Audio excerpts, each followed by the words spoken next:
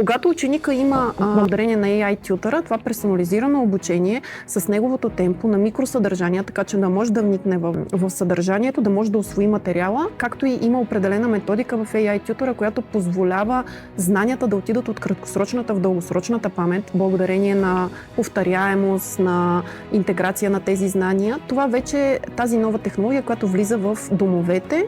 а съответно и в класните стаи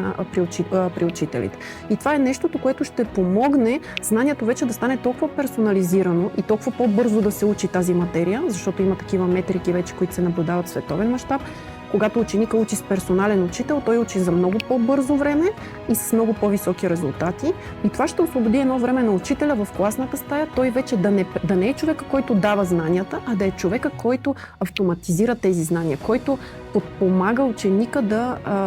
да направят една преживелищна педагогика, за да може знанията вече да се приложат на практика, което е най-ценното в една образователна система.